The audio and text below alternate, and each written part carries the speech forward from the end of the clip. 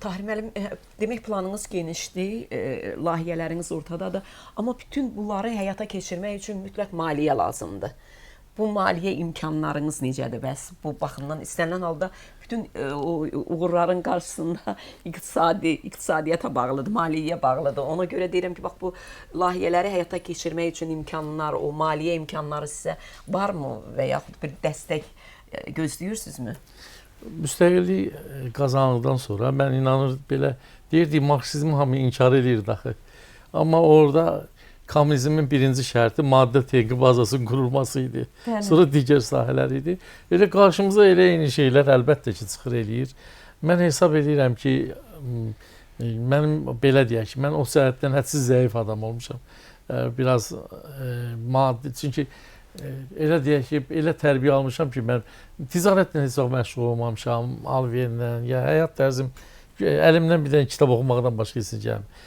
Amma bizim təzə sədrimiz və komandamızda, onun ətrafında olan adamlar düşünürəm ki, bu məsələni partiya maddi texniki bazasının möhkəmləndirmə qaydalarını yaxşı bilirlər. Mən indi aldığım mesajlardan bir hiss edirəm ki, inşallah partiyamızın o sahədə çatışmazlığı düzələcək. Üzvlük haqqı...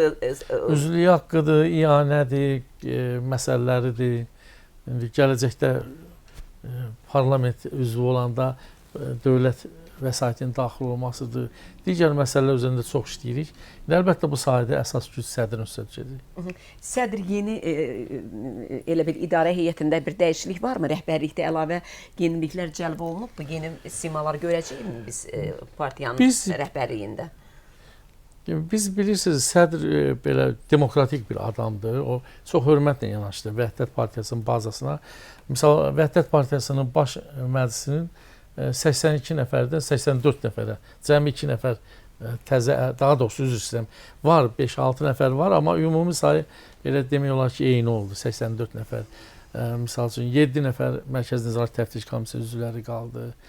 Amma indi sədr həm partiya sədri olmaqla yanaşı, eyni zamanda icra orqanının rəhbəridir. Ona görə onun boynunda indi sədr aparatının cəlb eləmək, indi bizim qadınlar təşkilatlarımız, gənclər təşkilatımızın güclü inkişafı, müavinlər, müşavirlər, şöbə müdürlər, bölmə müdürlər, mütəxəssislərin cəlbi çox böyük bir məsələdir bu.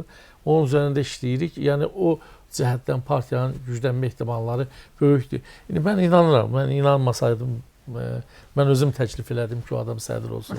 Siz dediniz ki, ticarətlə heç vaxt məşğul olmamısınız, heç vaxt ümumiyyətlə bu məsələlərdən uzaqda olmuşsunuz. Yeni sədr necə ticarətlə məşğul olandır, ümumiyyətlə bu maliyyə məsələlərindən çox məşğul olandır, yoxsa necə? Hər şeydən əvvəl ziyalıdır, alimdir, bir romanları var. Mən romanlarını oxumuşam onunla. Biznesi necə? Biznesi varmı? Biznesim, mən bilmirəm onun biznesi olmağı, amma müəyyən bilirəm ki, şirkət rəhbərləri ilə müəyyən əlaqəsi var.